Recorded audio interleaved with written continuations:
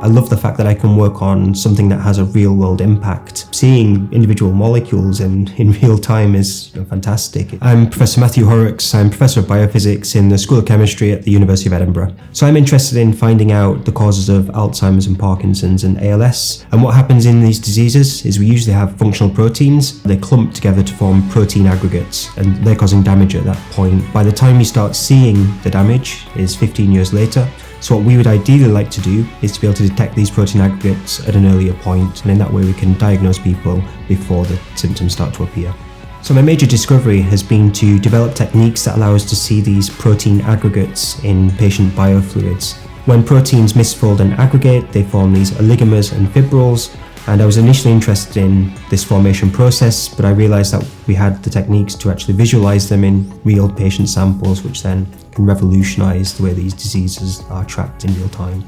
It's important, this discovery, because at the moment we don't have a way of diagnosing patients with Alzheimer's, Parkinson's, ALS biochemically. By having these so-called biomarkers, we're able to diagnose people without having a clinician observing their symptoms. We can take a blood sample or a cerebrospinal fluid sample, and we should be able to look in that sample and say, yep, this person has Alzheimer's, this person has Parkinson's, this person has ALS, which will then allow us to treat these people or come up with therapeutic intervention before the symptoms are occurring. So I remember the first time that we could visualize these protein aggregates in cerebrospinal fluid, so in a patient sample.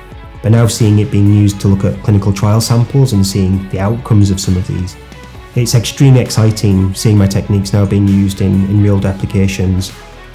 My favourite part of the job is interacting with young scientists and getting results together and then seeing how they develop and how they're coming up with discoveries. It's really important to have diverse teams in science, so by having diverse teams we get different perspectives on research problems that allow us to get to unique solutions that we wouldn't be able to get to otherwise. There's a lot of questions out there that need to be solved, and sometimes there are successes, sometimes there are failures, but just keep on going for what you're interested in and keep on working hard on those problems, and you will end up having solutions to them and making a big impact on society.